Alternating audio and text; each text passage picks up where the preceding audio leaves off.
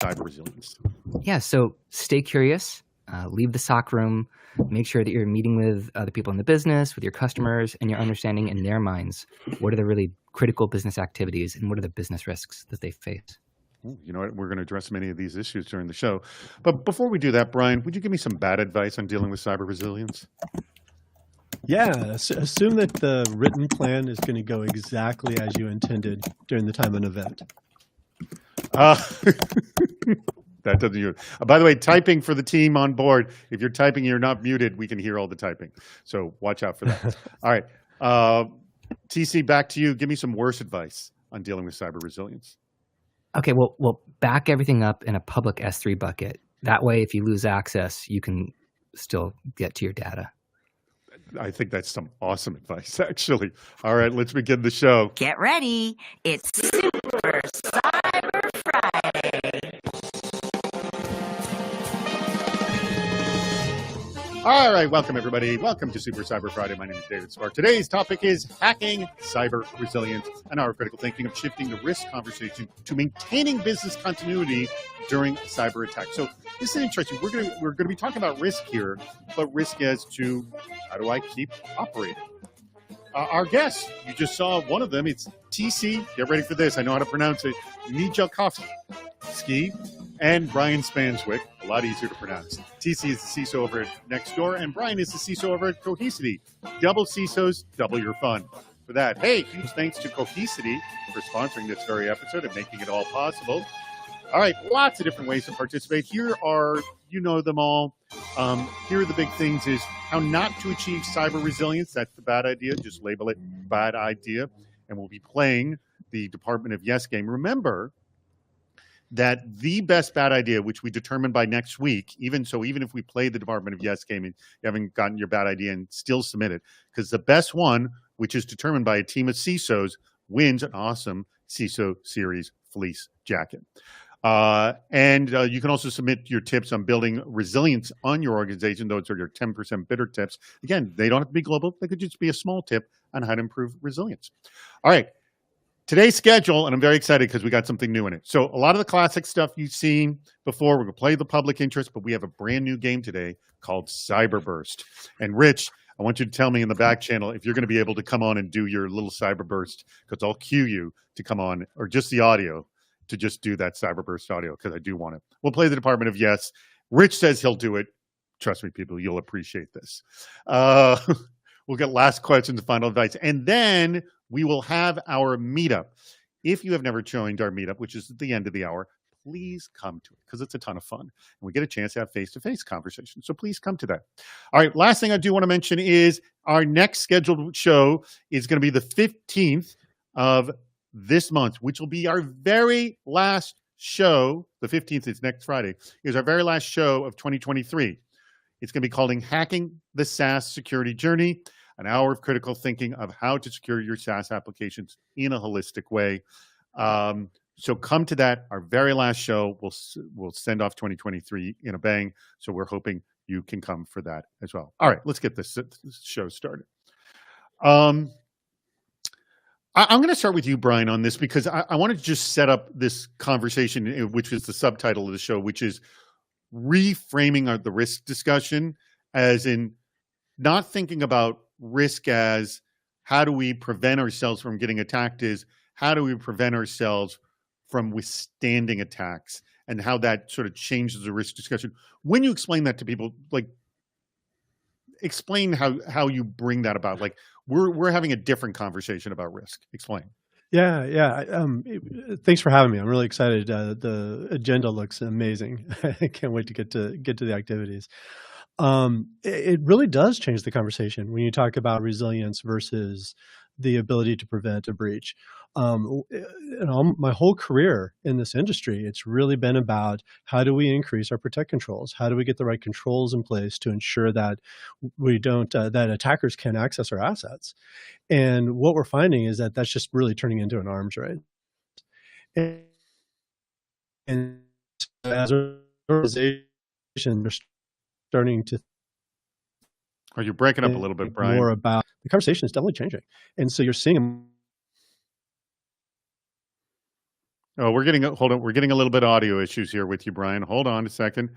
Do me a favor. Two things you can do is you can bring your video down. If you click your little settings thing, disable the HD video, and we're going to go to TC while you're fixing this. Go to your settings and also refresh your browser. That'll hopefully fix that. TC, we'll come back to Brian in just a second. All right. Let me ask you, have you, as Brian was trying to talk about resilience right here, have you had to have a similar situation when Brian's back? Hold on. Actually, wait, before I go to you, TC. You guys can hear me okay now? Yeah, we can hear you fine. Go ahead. Yeah, horrible timing. Okay. So going back to you were just getting into the explanation. Go ahead. Yeah, well, what I was saying is that there's really been a focus on how do you prevent the breach? How do you prevent access to your assets? And the conversation is really changing to if an attacker does get access, how do you minimize the impact to the business? How are you able to continue to conduct business with those cyber events? Oh, good point. And by the way, the bad ideas are coming in right now. Migrate your laptops to DOS because nobody knows how to hack DOS anymore. I don't think anyone's trying to. So that's actually, that is a form of a security through obscurity, but not a horrible idea, I don't think. TC, although, let me ask you, is there a shred, I don't know, is there a shred of security on DOS? Even a shred? Do you know? TC? Security through obscurity? Yeah, I think that's it. All right. So have you had to shift your risk conversations at all from just purely from prevention to continuity? I mean, I think one that, before even going into this conversation, when I joined the Federal Reserve as the National Incident Response Team, they created the team after 9/11.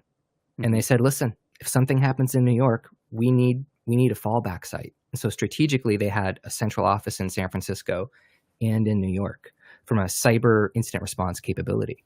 And so I think that gets to this broader idea of resilience, not just preventing attack, not just withstanding the attack, but that's something that's not even a cyber attack. And how do you maintain that capability? Very good point. I think it's actually a blessing in disguise, this shift. I really had a hard time explaining to our board of directors how investments in protect controls really drive business outcomes. And it was hard for them to think about that from a priority perspective.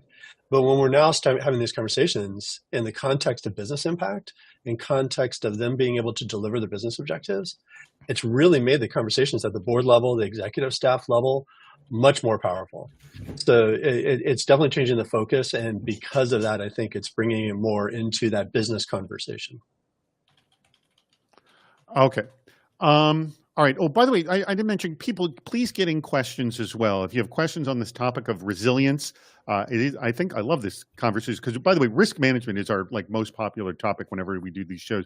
And this is just another conversation on that. Anyways, if you look in the upper right-hand corner, you see a little speech bubble with a question mark on it. You can just click on that and put a question right in there. So please submit your questions as well. All right. So what have you, let's talk about just, and again, this question can have a very, very big answer, but I just want to give me one example, and I'm just looking for an example. Give me one example of how you're looking at some aspect of your business of shifting it from this protection only to this protection and continuity only. Because we don't just say, well, we're not going to try to stop. We're going to try to stop and be continuous. So give me one aspect of, all right, we looked at maybe HR and this one aspect of, if this goes down, how do we, the company database or something. I don't know. But Brian, give me an example of how you've sort of shifted that conversation. Yeah, one of the companies that I'm responsible for security for was a distributor, and they made their money through selling wholesale drugs.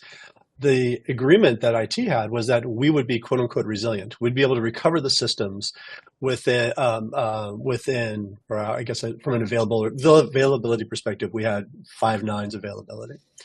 What really needed to be driven from the business is that when a price change went into effect, that price change had to. Oh, we're having that audio issue again. System Five9's responsibility from availability perspective, but we weren't able to support the change in the prices. I'm sorry, guys. Are you losing me again? No, we just lost you for a moment there. Just repeat the last thing and do me a favor. I don't know if you're set for HD video, but if you look in the settings, click it off so you're not on HD video, so we're not pushing so much video on you. But just repeat literally the last sentence you just said, Brian. That the disruption that we saw was in the business's ability to make money, not in the availability of the service. And so even though we met the availability SLA, we did not meet the business SLA, and it had a financial impact on the organization. You know, I talked to one CISO, and I know I've mentioned this before, who they asked the team, like, how long could you be down, your computers be down before it becomes, catastrophic? Like, and they didn't understand the impact of the question, and what their answer was, it's 48 hours, what they said. And then they had an incident, and when they had the incident, they realized, oh no, not even an hour. So they were like pulling, some complete guess and said, I don't know, maybe 48 hours, whatever. And then it happens, and like, no, 1 hour, it was awful. So TC, how do you get people, when you ask something like that and they don't really understand the impact of the question, how do you get them to understand the real thing? Or maybe it's they won't be able to figure it out, only you can figure it out, or your IT, we're working with the IT team. And by the way, have you had those discussions? How long can you be down, kind of a thing? Yeah, I think one of the challenges would be is if you approach it, I got my list, right? CIA, hey, how long can A be down? What happens if you lose confidentiality? You're kind of imposing it on them versus the other way around. Like, what's really important to you? What are your critical processes? Learning, like, how does support operations work? How is it that we actually recognize revenue from customers? What is it that we need to do to actually make money as a business? Like Brian was talking about, what's actually critical? How do we actually make money? So I think the conversation, it's two ways, right? So I think it's really more about really understanding what's important to the business, and then understanding that from a cyber threat perspective. And then, here are the types of impacts that could happen. By the way, Mike Wilkes, he's eclecticus here, he says a good tabletop exercise can help reveal discrepancies in understanding RTO and RPO. I'm going to guess RTO stands real time to operate. I don't know. What does RTO and RPO stand for? Excuse my ignorance. Let me expand on that. So, like, if we think about downtime, right? Like, that's a first order effect. But I work at Nextdoor. We're in the social media space. What is the impact of downtime? So if you think about, social media type applications, there's engagement, there's activity, there's stuff happening. And then the more activity there is on the platform, the more likely you're going to be brought in to engage on the platform and respond to that activity, and basically builds up over time. So if you have downtime, there's a complete cessation of activities. And so when we're back up again, there's been no new content for however long. And so you got to start kind of from scratch again on this base.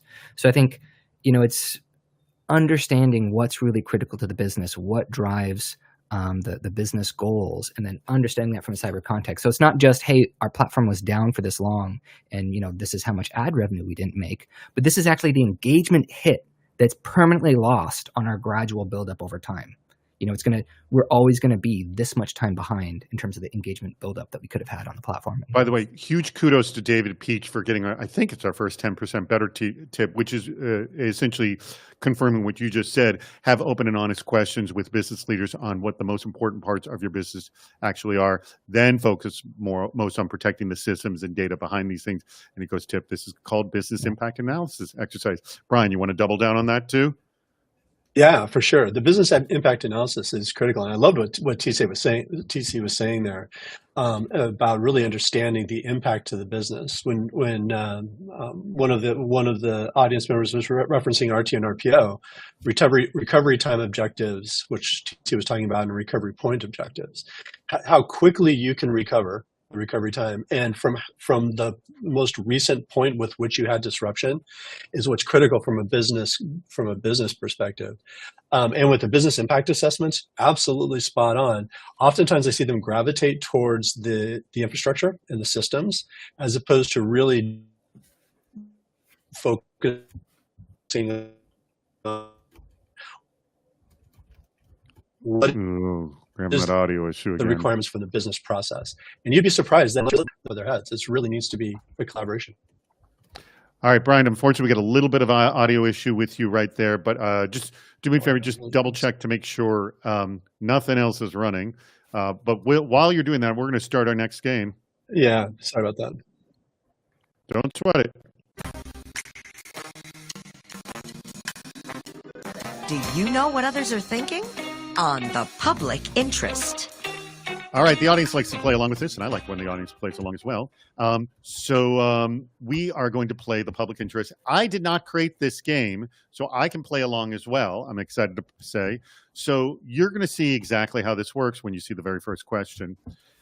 Most average monthly search queries for business continuity or disaster recovery. Now, I want to stress this is not just people in security searching. It is anybody on the internet. So what gets more searches, business continuity or disaster recovery, A or B?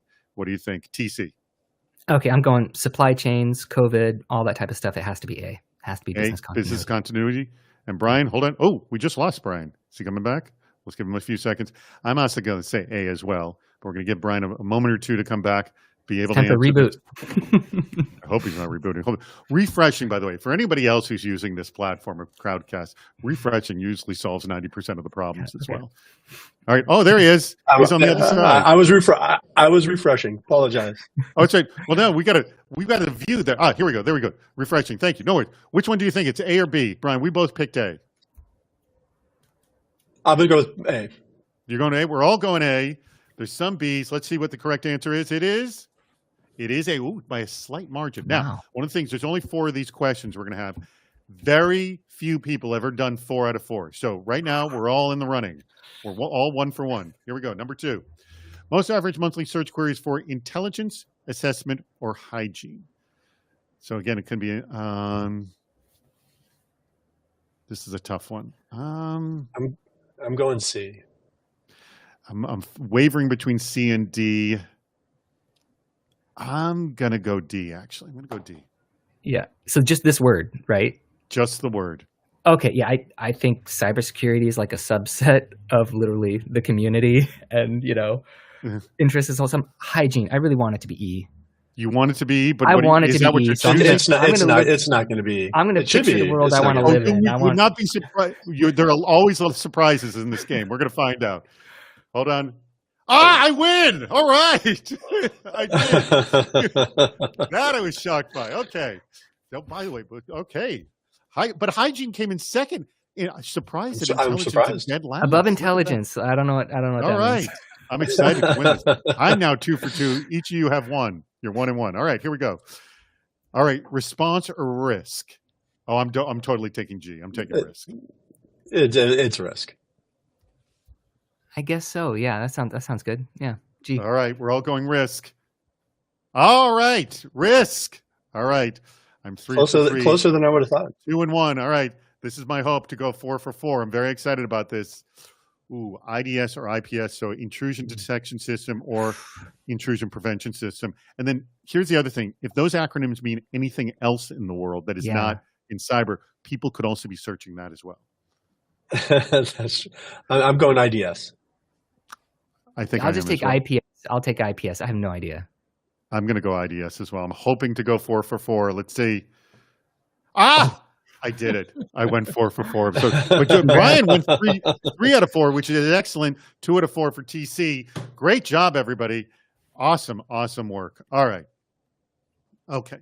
So, Brian, glad you're back and your audio is working again. All right. Well, I actually want to get specifically to a discussion of what Cohesity is doing on this, because we were talking before, and you were really the one who brought to the table this discussion of, no, the risk discussion has to be around resilience, not about risk of prevention, but resilience. And so what does Cohesity do in that respect? Great question. One of the things, what I'm excited about is that at Cohesity, I'm both the CISO and the CIO. And a lot of times I think CISOs focus on risk and communication of risk, and CIOs do a lot of the execution. And one of the things that really has become apparent is that if I can minimize the impact of that breach, the attacker loses their leverage. And so one of the reasons I was excited before Cohesity, I was at Splunk. One of the reasons I was excited to make the move to Cohesity is that I saw how our product was positioning for minimizing that impact. I really do think that that's where the industry is going in the future. What Cohesity does is look at how do we minimize the impact when a company is breached.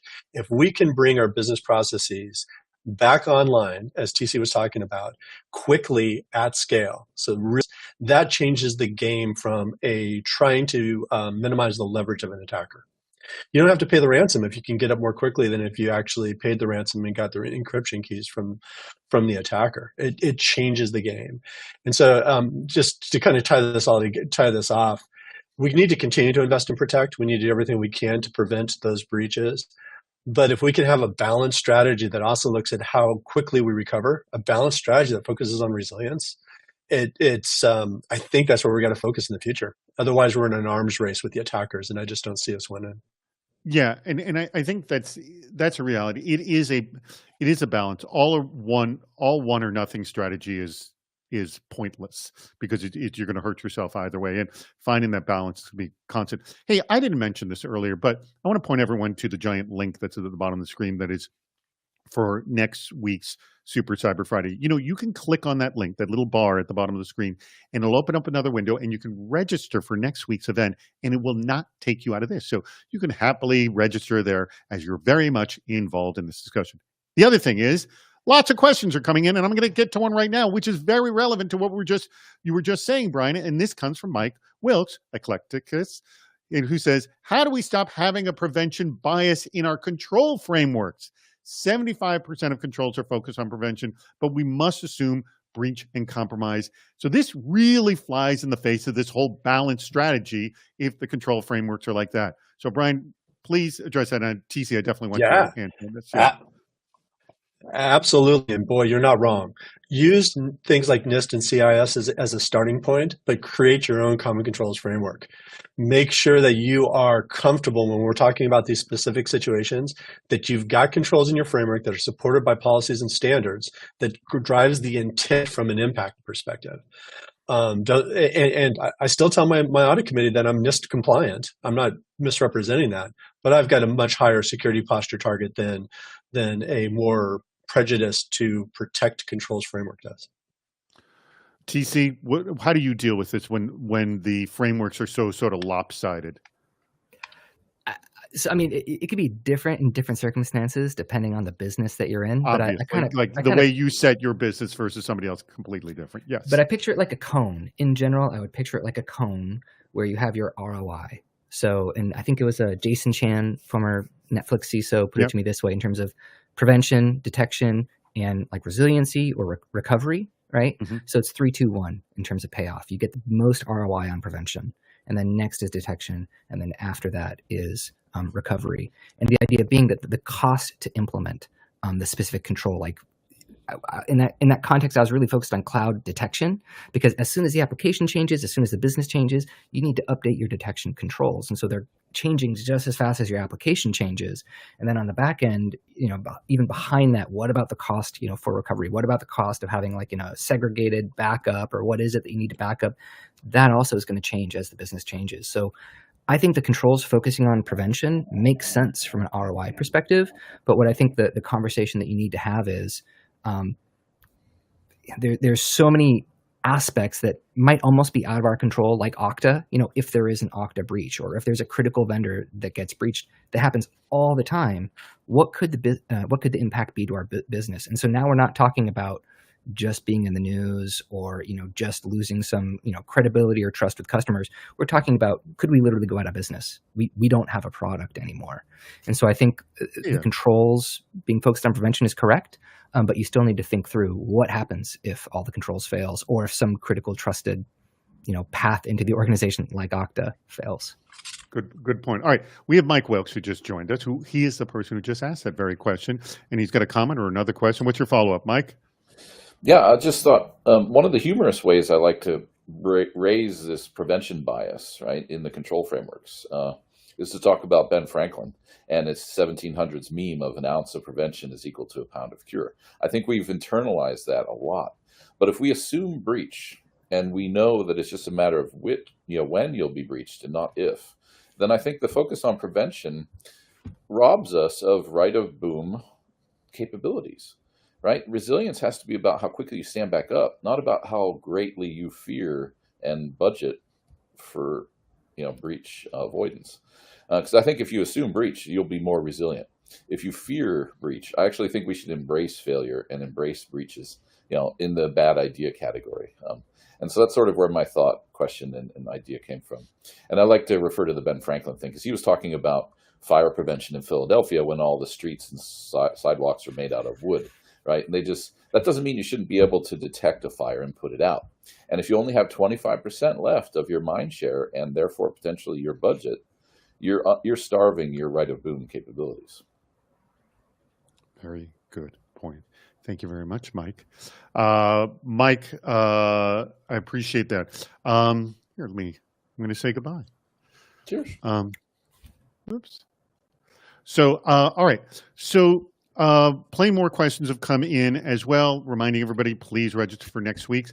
Also, you can go into the questionnaire if you don't have a question. You can look at the questions and vote up the ones, because those go to the top, and let me know. Those tell me which ones to look at first. So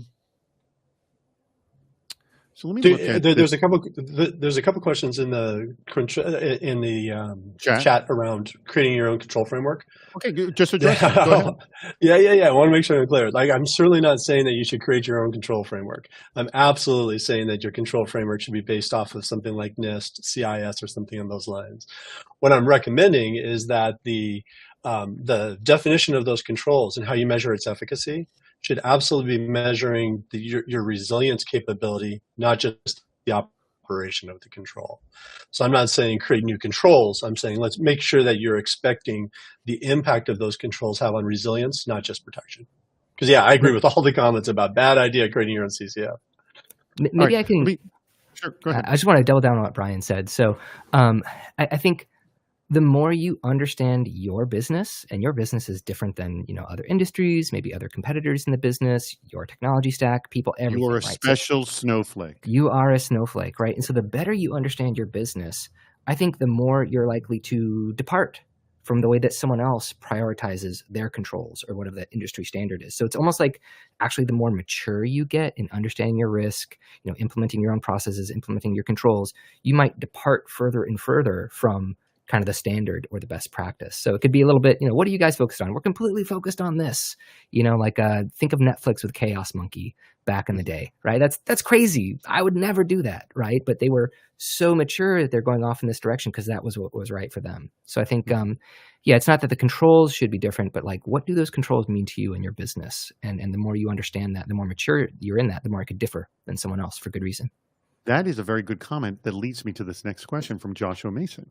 My startup client recently said, quote, "We are too small to spend time on that, but maybe we can bring it up after we make some more money." So my question is, how much revenue does a company need to make before they should start to spend some time talking about resiliency? And I'm like, my feeling is if you're in business, you should start talking about resiliency. Yes, Brian? Yeah, no, that's absolutely right. And that's really why the conversation is changing, is that security is becoming less and less a conversation of compliance or even a conversation of just risk. It's really, how does it enable business objectives and outcomes? And I don't think you can be too small. I think you're going to have a real conversation about what your risk appetite is and relative priorities that you're going to make as an organization.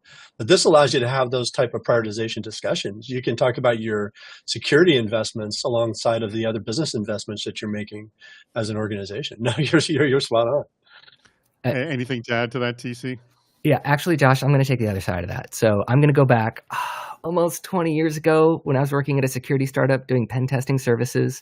And, now I appreciate it for inflation. Back in the day, we charged $20,000 for a pen test. I'm assuming that's more back then than it is today with inflation, right? Mm-hmm. But I remember talking with this essentially startup. And I said, hey, you need this. We could find cross-site scripting and you would just be completely owned and your customers would leave you and you'd lose PCI. And the guy's like, listen, I need to build this product and I need to get it to market. And if I don't build it first, I'm not going to have the market. There's not going to be a business we're just going to shut down. So my decision is between, essentially being able to create the momentum, create the growth, get to the market with this business, or lose out on that opportunity entirely, in which case the whole thing has gone to waste. And I think this makes sense a lot for startups where they're still trying to find market fit. It's no mystery why startups, hire a CISO when they're getting ready to go public, Yeah. right? So I think, Joshua, it's unfortunate, right? But I think it's part of the kind of the business reality. It doesn't make sense to spend all this money putting everything ironclad, super secure, if you don't even have something to sell. So I think that's the challenge in terms of the growth maturing process for companies. Whereas if you're a Microsoft, right, where, you have those relationships, the money's coming in, you could practically do nothing, not to keep picking on Microsoft. But, for them, resilience, they might be, 80% is focused on resilience versus the prevention. That might make sense for where they are in the market. All right, we have a brand new game. It's time to play a brand new game. All right, Rich, you're up. Let's hear it. That's the name of our game. Brian, you froze there for a second, but you're back again. All right. So for those of you familiar, the whole audience is involved with this. So I'm going to start with this. Just, you know what? Because you're left to right on my screen, I'm going to do it. TC, I'm going to actually have you go first. Then Brian, you're going to be second here. If your last name, audience, I'm speaking to the audience. If your last name begins with the letter A through M, you're on team TC. If your last name begins with the letter N through Z, you're going to be on team Brian, okay? Here's how it works. Oh, I should pull up. Actually, could I get I'm going to get a countdown clock up. I didn't get that up. And so I'm going to get a countdown clock up. And what we're going to do here is you're going to have 60 seconds. And I'm going to give you a category. And TC, you will get 1 point for every one that you get correct. I'm only going to check off the items that you say. I am not going to look at the chat room, but you are welcome to look at the chat room, get all the support you can. Chat room, you're not allowed to look things up online, okay? This is going to be the honor system here. Okay, so I am setting for 1 minute. 1 minute countdown clock. I'm going to give you a category. You have to yell as many of these things in this category as possible. After 1 minute, I will give you, Brian, a minute to try to fill out the last ones, and you get 2 points for everyone, and then we'll play one more round, both of you, for the next question. You guys ready? Everyone makes sense? Play fair, chat room. Thank you, Gary. The category is, I'll say the category before I even start the clock. The category is, I need 10 of these, cybersecurity threats, and this is for you, TC, A through M, give them support, cybersecurity threats and actors. Give me 10, go.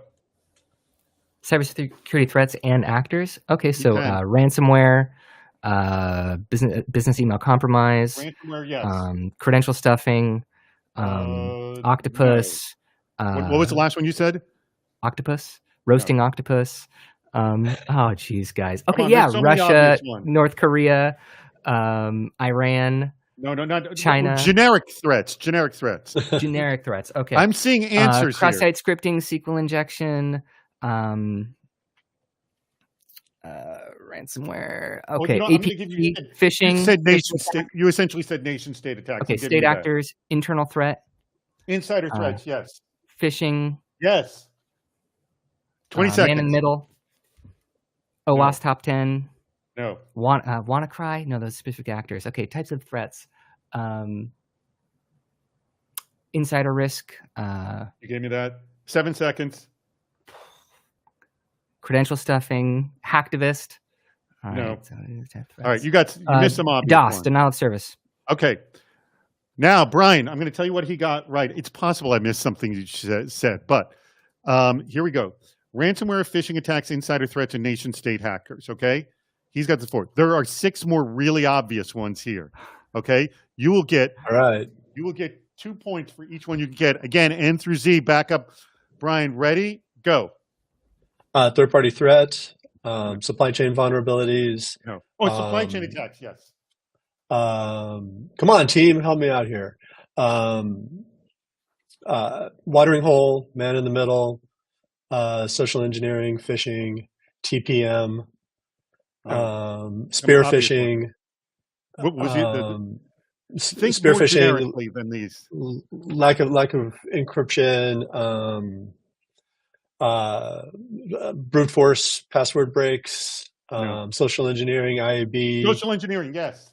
USB drop, poor key management, poor secrets management, lack of encryption, 15 seconds. password reuse, lone wolf. More obvious than all of the ones you've said. That makes it harder, man. 5 seconds. Rainbow tables. You're done. All right. Okay, so the ones that you missed, and apologies if you did say this and There's I some missed it. good ones in the chat. There's some good ones. Yeah. They were good. Yeah. Did anyone say APT, Advanced Persistent Threat? You know, I didn't hear an No. APT. I did. You missed that. You missed Oh, DDoS. DDoS. TC. Did you say APT? said, I said APT and DDoS at the very end. Oh, you did at the end. Okay, well, I'm going to give you those then. All right. what was I it? apologize. And then nobody said, correct me if I'm wrong, but I did not hear malware. Did anyone say malware or zero-day exploits? I don't think we did. I didn't hear that. I don't think we So- did either. Not too bad. 6 for TC, 4 for Brian. We're going to play one more round and we'll be done. Brian, you go first on this one. It is cyber resilience strategies. Or N. Again, your last name is N through Z. You're playing along here. N through Z, cyber resilience strategies. Any strategy that you would do to build a cyber resilient strategy. Okay? Are you thinking? All right. On your mark. Thinking. Get set. Audience, help him out here. N through Z. You're on his team. Ready? Go. Business impact assessments, backup and recovery capabilities, capabilities, yes. recovery tabletops, playbooks. Come on, team, I need help. What was the first thing you said? did- Business impact, would you say? Business impact assessment, data encryption, Right, I'm gonna, Immutability- business continuity planning. I'm going to give you that. Yes. business continuity planning. I'm looking for chat help. I'm not getting any. Come on, help him out, people. Come on. The sad thing is, this is my topic. Redundancy, 3-2-1 backup strategy, recovery playbooks. I'm actually, two of these are, I'm going to give you incident response plan because it's almost exactly like business continuity planning, more or less. Not exactly, but. So I like to think that my chat froze because I'm getting absolutely no help from the Okay, that's it. All right, you got 3. You got incident response plan, data backup recovery, business continuity planning. TC, all right, 7 for you to get. So that's 3 points okay. for you. Although, TC, all you need to do is get 1. Okay. And there's Can a you lot of repeat the obvious question? ones. It's backup It's strategies. Cyber resilience strategies. Okay. Backup was one of them. Backup and recovery Okay. was one of them. Ready? All right, on your Okay. mark, get set. Again, you got 7. All you need is 1 to beat them here. Okay. Ready? Go. Replication, warm site, dual ISPs, incident response, hot site, out-of-band docs, automated log analysis, SSO awareness, MFA redundancy. Did you look this up? Phishing? No, this is the Well, chat. and he's reading all my guys. He's reading all the Okay. in through cyber Z's. training, BCM drills, MFA, out-of-band comms, zero trust, failover replication, security controls, walkthroughs, tabletop exercises, data replication, tabletop immutability, pen testing, BC plans, air gap backups, policy, immutable backups, validation. They're more obvious than this. Okay, MFA, training, out-of-band, Training, call it training. hot, yes. cold sites. There's 2 Dr- giant drinking obvious booze, ones. redundant circuits. 2 giant ones that we missed. Incident response, BCDR planning, We already have that. executive awareness, Awareness we got. 3 seconds. outsourcing.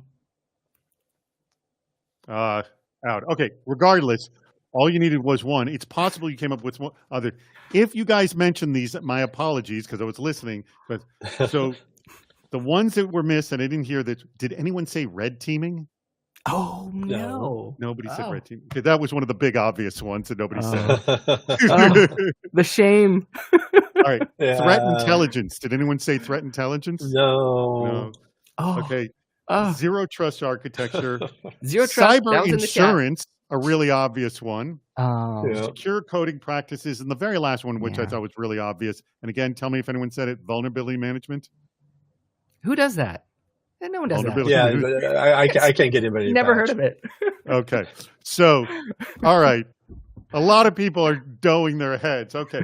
But you got one, which means you get 2 points for that, which means a very He gets close the race. fizz. 8 for TC, 7 for Brian.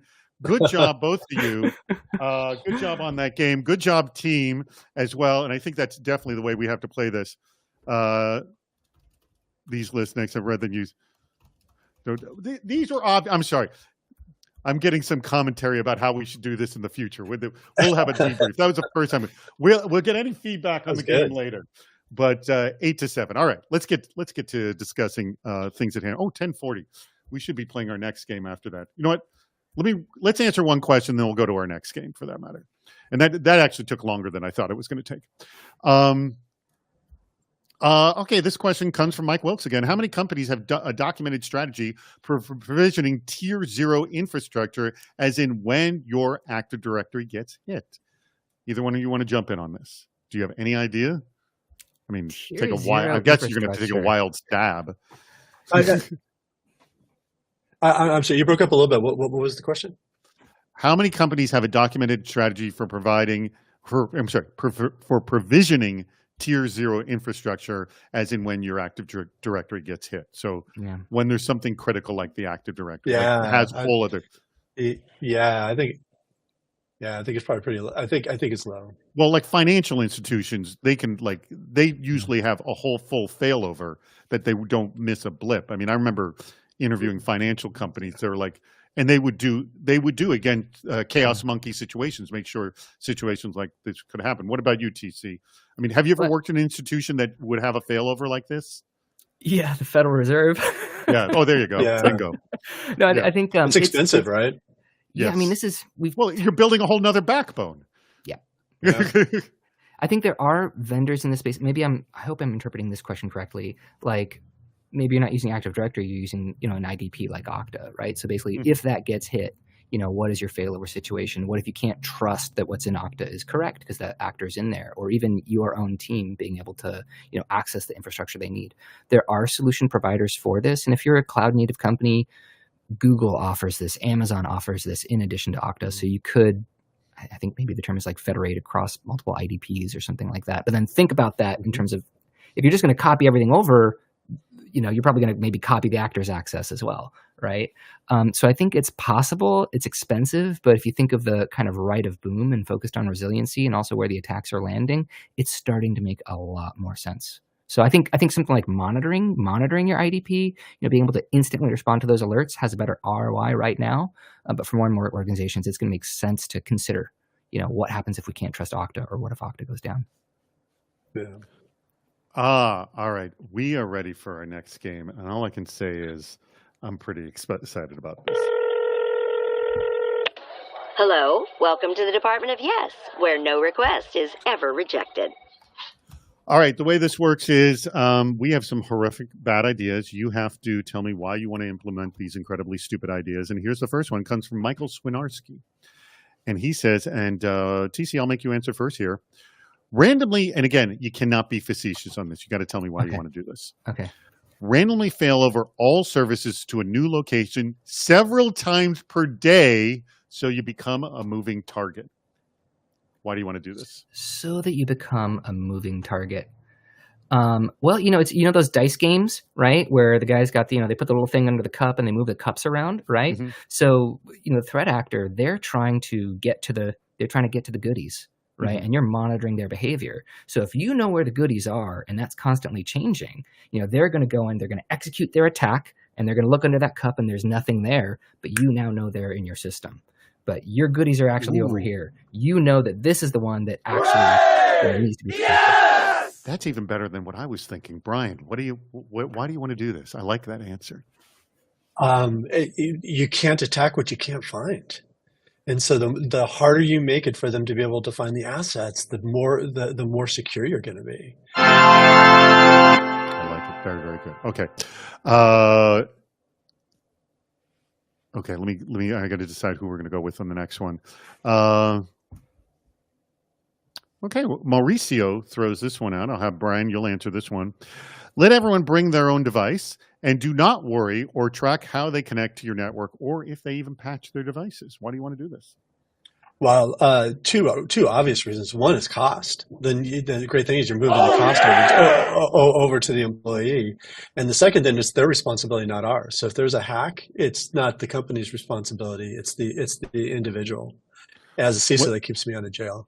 So I'm gonna give you a little bit of that on that one, but also I'm gonna give you a ding because it is going to come back to you and bite you eventually, as you know. But TC, good answers on that one. I like TC. Why do you want to do this? Yeah, so you only have so much money to invest where you put your security controls, and so you're completely bought into essentially virtual desktop, right? No matter what device people comes from, they're accessing a virtual desktop. It's basically a browser screen, right? And you're controlling everything from there. And you have behavior, performance monitoring, fraud monitoring, risk monitoring, based on their interaction with that virtual desktop. But they don't actually, store anything in your system. They don't actually, have any access to execute code within your system. They're kind of, essentially accessing information that you're providing, but you control that ingress to the virtual desktop, and you've abandoned the device that they're coming in from, and you don't have to invest in it. Excellent job. Excellent job, both of you. Very impressed. That was good. Great job on playing the Department of. Yes. Hey, so before we got about 15 minutes left in our discussion, and I do want to remind people to please click on that link at the bottom of the screen because it is going to change to our meetup. For those of you who are on right now, I see 70 people who are on right now. I would love it if all 70 of you joined us for our meetup afterwards. So please stick around. It's a ton of fun. You get to meet both TC and Brian. You will both be there. Yes. Afterwards. Yes, they'll both be there. And I think Brian just froze on us. Refresh your browser, Brian. Isn't Brian? I think you may need to do that. Hopefully. No, you're back. Back.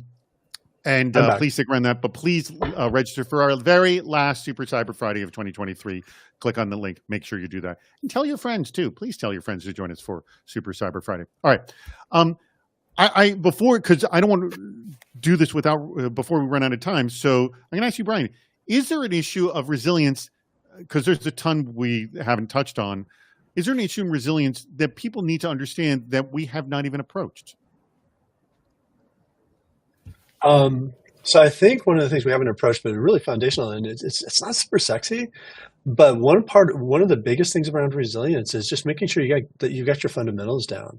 A great way to increase your resiliency is to make sure you've got a good patching strategy, that your data is encrypted, that you can't move laterally through your environment. Like those things aren't sexy. They're things we've been talking about forever, but getting those things right is the best place to spend your money. Until you get those things right, you don't have to go after the more complicated things. By the way, just so you know, that is like literally foundational to everything we discuss on the CISO series is very much that. TC, what is we have not talked about yet, and we have more questions that have come in too, but what have we not talked about that we should be addressing in resilience?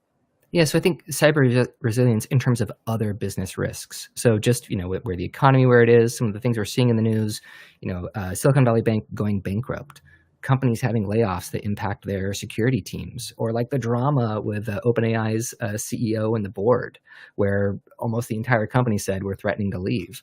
What is their cyber capability? What is their preparedness during that time, during that trauma, or right afterwards? And then even vendors that you rely on. What if like we have a third-party SOC at Nextdoor? What if they go bankrupt? So I think that overall business events that can affect your cyber resilience. And the things you don't have aware of, I was at a conference not too long ago. A guy told me they were hit by a 6-party vendor that far down the rabbit hole. Wow. I'm like, what the heck? I mean, just what the, geez. Yeah. That is not pleasant at all. By the way, I want to just call out two people in our chat room who gave us some good 10% better tips and actually lead off to a nice question here. Matthew Thompson said, include leadership in all BCP, DR, IR tabletop exercises and show the operational impact instead of just the IT impact of an event. Before you say anything, I want to add also Philip Miller, who speaks very much to this as well. Security teams become more invested in / connected with the operations of the business. So that's, Matthew and Phil got that right on the head. Brian, showing the IT impact, they couldn't care less because it doesn't make sense. It's like, if this happens, this is what happens to the business. And that's why we're talking about business resiliency, not IT resiliency. Right, Brian? You got it. And that's why I like the idea that CISOs today are having a stronger point of view that they're taking to the staff in the boardroom.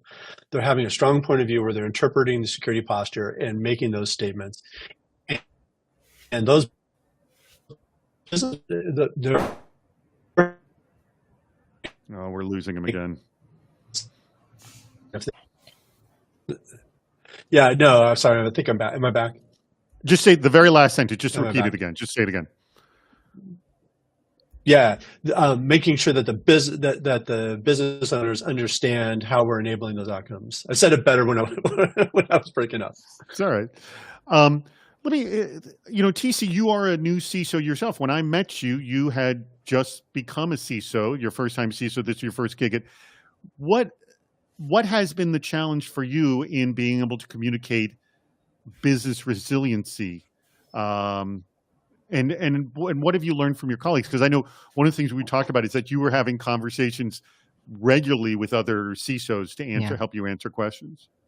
Yeah, I think what I would say is, maybe for me, it's been being able to capture what's important to the business, because it's almost 4 years that I've been at Nextdoor. I understand, and I understand kind of what the impact would be. Then it's like, okay, well, given the limitations that we have, given our architecture, given kind of the budget, the effort we can put towards this, what are some of the solutions? And so I think that part is where I actually draw more from the different networks, from my peers, from, kind of industry best practices. Like, what are creative solutions to be able to do this? So it's, if this is, hey, we want to address it, this is the budget that we have, what are some creative solutions that can make that possible? All right. It's interesting that I'm both the CISO and the CIO. And when I go ask for budget on infrastructure, crickets. When I start having conversations about investments in resiliency, it's a whole different level of receptivity. That's a great tip right there. Make it about them first, not you. I like that. All right. I'm just going to do a few quick wrap-up things, but then we're going to have a last few questions here. Again, by the way, before I go any further, if you have not clicked the button at the bottom of the screen to register for next week's Super Cyber Friday, please do it this very moment, because that link is about to change. All right. Our sponsor for today's event has been Cohesity. Thank you so much, Cohesity. That's Brian's company. We greatly appreciate them sponsoring this. And by the way, for all connectivity, like how to connect with you or connect anybody at Cohesity, please just put that information into the chat room. And also, did we happen to put up a poll for them about getting a warm handoff? If we can put up that poll, that would be awesome as well. And I'll mention, by the way, starting in close to 100 minutes from now, actually, is our Cybersecurity Headlines Weekend Review show. That's where we take the 8 biggest stories of the news, and we have a practitioner, Andy Ellis, will be joining us, offering some, who's also the co-host of the CISO series, but also operating partner at Wild Ventures, offering up his take on the week's news, and that should be great. If you haven't heard Andy, he's fantastic. TC did that show once before as well. Hey, stick around for our meetup. Now, Aaron, our great producer, our fearless producer, look at that. Like that. In an instant, it happens. Stick around for the meetup. You can click this link at the bottom of the screen, and that will take us to our meetup, which is on a completely different platform. You can log in through your Google account or whatever to get that done. Lastly, you want to sponsor a Super Cyber Friday? Just email me at david@cisoseries.com. We do it every Friday, although next week will be our last one of the year. And then we have our first one is going to be January 12th of 2024. That's when we'll do that. All right. We have exactly 7 minutes left. And let me actually, before I get to the questions, because I want to do questions last, is there, by the way, do we have a poll up? Let me see. Did we get the poll up? Yes. Okay. If you would like to learn more from Cohesity and would like to get a warm handoff to learn more about how they're helping companies with resilience, please go and vote in the poll, okay? Your 2 options are yes or yes. You got that? So you get yes with a period or yes with an exclamation point. Those are your 2 options. Please select one of them. We would happily connect you with them, and you get to talk to Brian and the rest of the wonderful team in there over at Cohesity. All right. With that being said, let me start with you, TC. I did ask you, is there anything discussing, but what would be kind of your final tip, final piece of advice on this discussion of resilience? Yeah, I think resilience is core to the business. I mean, it's one of the reasons why you have an audit and risk committee, right? And so they're essentially financial decisions, investment, in terms of the interest of the stakeholders, the investors. That's critical to the business. So I think what you want to do is you want to understand that. You want to swim in that river, going in that direction. You want to understand what is important to the business, what the language is, how it needs to be framed in order to be able to bring in, the cybersecurity risks and what makes sense in investment from a cybersecurity perspective. Yeah, like the last two tips that I just read. I mean, I think that's what we're all doubling down on. Yes, Brian? Yeah, I'm going to steal one of the comments in the chat. Our definition of resilience needs to not just be about returning to service, but to be actually that's not stuttering, but that not just returning to service, but returning the business operations or the core business process. I think we've been really focused on the recovery of the infrastructure or the environments. Very, very good point. And is there anything else you would like our audience to know before we go? And we're going to have 4 more minutes, and I'll be able to we can get to one more question. Anything else? I just put an emphasis on if we can minimize the impact, that takes a lot of the leverage out of the attacker. It doesn't mean that we don't still prioritize that protect investments. Minimizing the impact is that balanced strategy that I think that's required. You know what? Here is a really good question that this is a good one for us to close on, and we're going to have to answer quickly. Comes from Danovan Denice Price. And Danovan asks, how would you measure if your cyber resilience program is working? Now, seems like a world of Chaos Monkey. And I mean, the examples that I've seen is Chaos Monkey and also literally manually doing it yourself. Like, let's shut off a system and see what happens kind of a thing.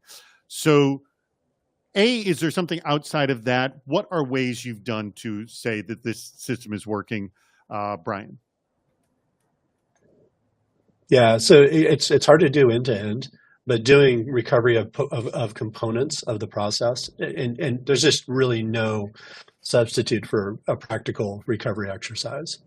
Yeah, I mean, that's the way. And correct me if I'm wrong. You always learn something when you do it. Something that you like. Better to know now than later, right? Yeah, absolutely. And creating constraints when you're doing those constraints that could potentially exist when you have to do it for real. Mm-hmm. There's no substitute. There's no training. There's no tabletop that substitutes for that. Yeah. And TC, I mean, you must have done these things where you've tested things to run some Chaos Monkey style exercises, and you always see something that you did not predict. Yes? Yeah. Actually restoring from a backup. Right? Go through that, actually do it, and then do it again because things can change. Yeah. But do you do? I mean, do you pick a drive? You pick a few folders? I mean, what do you do to do it, or do the whole damn thing? What do you do? Yeah, I think what you want to do is some of it happens just in a normal context. Like if you have a highly ephemeral cloud infrastructure, you might be doing it all the time anyway, right? Mm-hmm. But basically putting it in the context of the cyber attack. So kind of a mix between like a threat model and a recovery process. What are you assuming is compromised? What are you able to recover from? So doing more of a scenario based versus the normal course of business. Awesome. Well, I want to thank both of you, Brian and TC, for helping today. You guys were great. Brian, if people want to, we put the website cohesity.com, but if people want to get in touch with you, is LinkedIn the best way to do it? Absolutely. LinkedIn is the best way. Okay, Brian Spanczyk. And by the way, if you look at the registration page for this episode, like click on the little information thing, there is a link to Brian's LinkedIn page right from there, as is TC's as well. So the two of you will be available to join us for the meetup. Everyone, please do me a favor. You can do it right now. Click on that link at the bottom of the screen and join us for the chat. I really would like to chat with you. We do it for about a half hour after the show. Anything you want to discuss, we can talk about resilience or heck, anything else you want. It's a ton of fun. I want to thank Cohesity again for sponsoring, TC and Brian, our phenomenal producers who make this all happen in the background, Aaron and Rich. Thank you very much. Aaron, you can take us out.